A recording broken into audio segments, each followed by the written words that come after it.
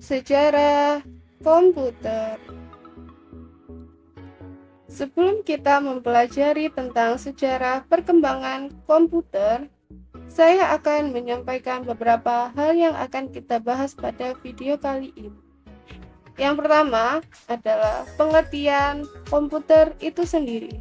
Yang kedua adalah perangkat penting komputer. Ketiga, awal penemuan komputer. Yang keempat, biografi penemu. Yang kelima adalah pembahasan tentang generasi perkembangan komputer. Dan yang terakhir adalah kesimpulan. Mungkin beberapa dari kalian pasti bertanya-tanya, arti dari komputer itu sendiri apa sih? Nah, komputer adalah suatu alat elektronik yang mampu melakukan beberapa tugas. Apa aja sih tugas yang bisa dilakukan komputer? Nah, tugas yang bisa dilakukan komputer adalah menerima input, memproses input sesuai dengan instruksi yang diberikan, menyimpan perintah-perintah dan hasil pengolahannya, serta menyediakan output dalam bentuk informasi, baik berupa gambar, teks, suara, ataupun video. Dengan kata lain, komputer adalah alat yang memungkinkan pengguna untuk melakukan berbagai tugas dengan cepat dan efisien berdasarkan instruksi yang diberikan. Nah, itu tadi adalah pengertian komputer. Selanjutnya kita akan membahas awal dari penemuan komputer. Awal mula perkembangan komputer dapat ditelusuri kembali ke zaman kuno, ketika manusia menggunakan alat sederhana seperti sempoa atau juga yang disebut abacus untuk melakukan perhitungan. Namun, perkembangan signifikan dalam teknologi komputer modern dimulai pada abad ke-19 dan awal abad ke-20 loh. Salah satu tonggak penting dalam sejarah komputer adalah penemuan mesin hitung mekanis pertama oleh Charles Babbage pada awal abad ke-19. Babbage merancang mesin yang disebut analytical engine yang secara konseptual mirip dengan komputer modern, meskipun tidak pernah selesai dibangun. Pada pertengahan abad ke-20, komputer elektronik pertama yang diberi nama ENIAC, Electronic Numerical Integrator and Computer, yang dikembangkan oleh J. Presper Eckert dan John Mousley.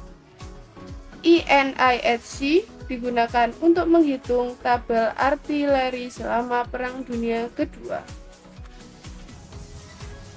Setelah itu, perkembangan komputer terus berlanjut dengan pesat. Pada tahun 1940-an dan 1950-an, komputer mulai menggunakan transistor loh, yang menggantikan tabung vakum dan menjadikan komputer lebih kecil, lebih cepat, dan lebih andal. Hal ini membuka jalan menuju era komputer mini dan mainframe. Kemudian, pada tahun 1970-an, revolusi mikroprosesor menjadikan komputer pribadi atau yang sering disebut PC lebih terjangkau dan mudah diakses oleh masyarakat. Perusahaan seperti Apple dan IBM memainkan peran penting dalam mempopulerkan komputer pribadi. Sejak saat itu, pengembangan teknologi informasi terus berlanjut dengan pesat, dan inovasi seperti internet, komputasi awan, kecerdasan buatan atau AI, dan komputasi kuantum terus berlanjut, memperluas kemampuan dan penerapan komputer dalam berbagai cara di bidang kehidupan manusia. Nah, selanjutnya kita akan membahas tentang Charles Babbage, sang penemu komputer.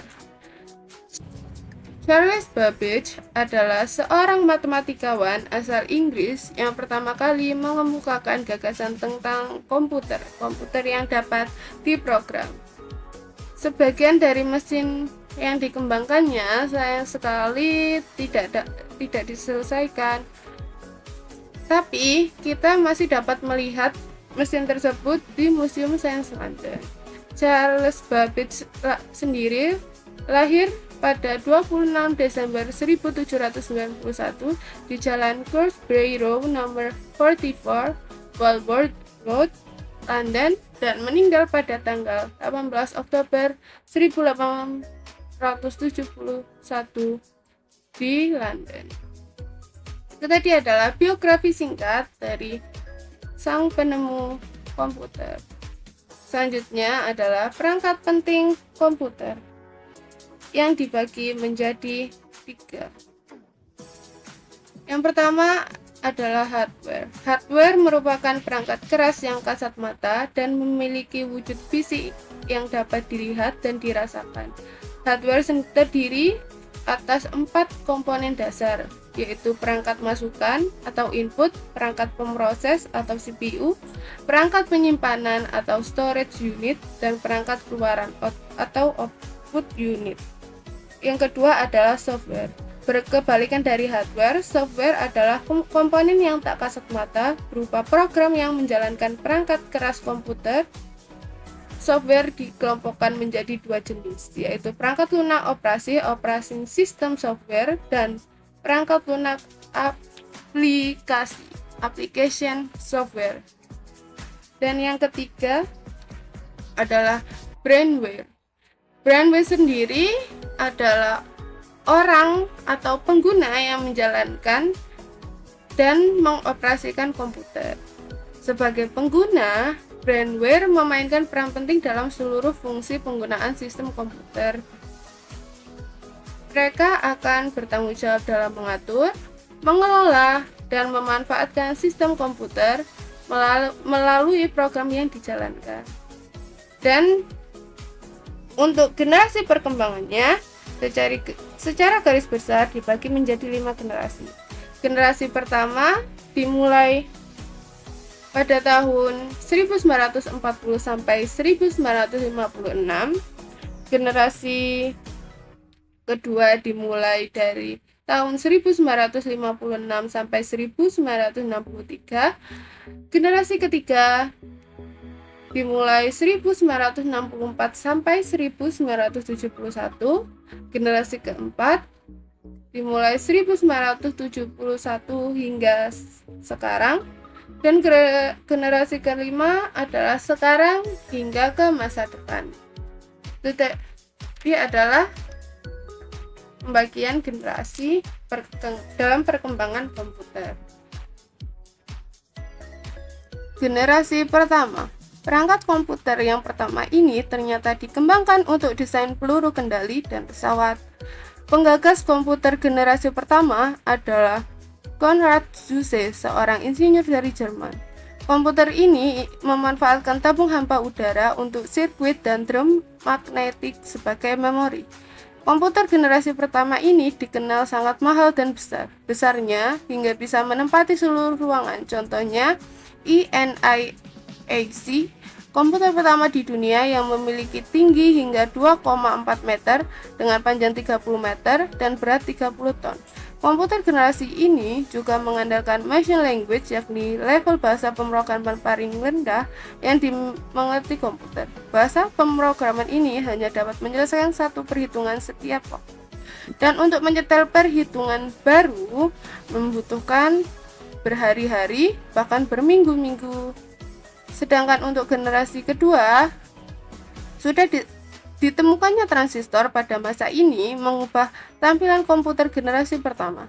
Perkembangan generasi kedua menjadi awal perkembangan komputer dengan digantinya tabung hampa dengan transistor.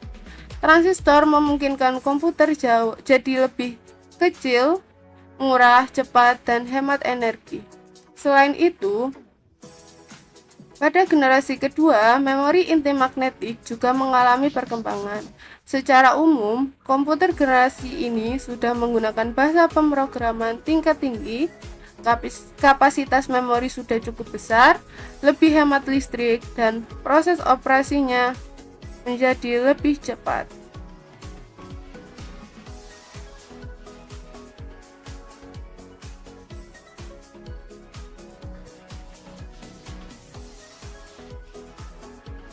Generasi ketiga. Komputer generasi ketiga ditandai dengan perkembangan integrated circuit. Dalam pemakaiannya, transistor menjadikan komputer cepat panas. Hal ini yang mengakibatkan komputer generasi kedua mulai digantikan. Lalu, pada 1958, Jack Billy menciptakan IC atau Integrated Circuit Chip. Nah, IC ini adalah kepingan kecil yang dapat menampung berbagai komponen menjadi satu. Jadi, komputer generasi ketiga memiliki ukuran lebih kecil, cepat, dan murah. Komputer generasi ini juga memungkinkan untuk dipasarkan secara umum.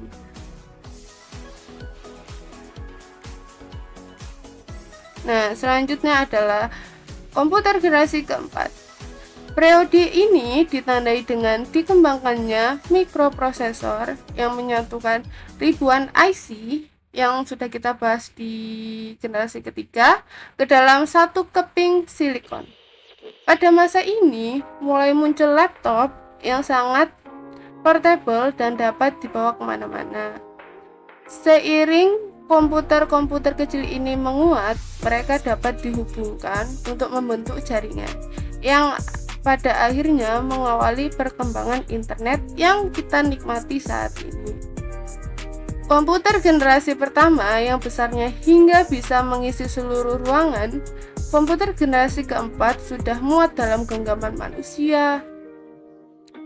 Selanjutnya adalah komputer generasi terakhir, yaitu generasi kelima. Komputer generasi kelima adalah komputer yang kita gunakan sekarang ini. Ditandai dengan adanya LSI atau Large Cell Integration, di mana ribuan mikroprosesor dapat dipadatkan dalam sebuah mikroprosesor. Komputer ini juga ditandai dengan kemunculan semikonduktor. Penggunaan nanoteknologi dan komputer kuantum juga akan merubah penampilan komputer yang kita kenal sebelumnya. Komputer general kelima dikembangkan untuk bisa merespon suara, bahasa, dan mampu belajar secara sadar. Nah, itu tadi adalah 5 generasi dari komputer. Untungnya kita hidup di zaman sekarang ya, yang komputernya sudah sangat ringan, tidak seperti generasi pertama. Itu dia sejarah perkembangan komputer dari generasi ke generasi. Dari mempelajari pengertian komputer dan sejarah perkembangannya, kita dapat memahami akan pentingnya peran komputer dalam kehidupan modern dan bagaimana perkembangannya telah membentuk dunia saat ini. Komputer telah mengalami transformasi yang signifikan dari perangkat khusus yang besar menjadi perangkat multifungsi yang kecil dan kuat. Sejarah perkembangannya mencerminkan kemajuan teknologi yang cepat dan dampaknya yang luas terhadap masyarakat, ekonomi, dan budaya.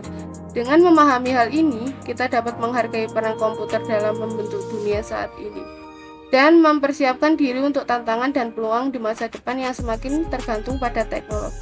Ternyata berbeda sekali ya tampilan dan fungsi komputer yang kita gunakan sekarang dengan komputer pada generasi pertama. Kini komputer menjadi salah satu alat elektronik yang tak dapat dipisahkan dari kehidupan sehari-hari. Tapi ingat, selalu gunakan kemajuan teknologi dengan bijak ya. Sekian dari saya, terima kasih.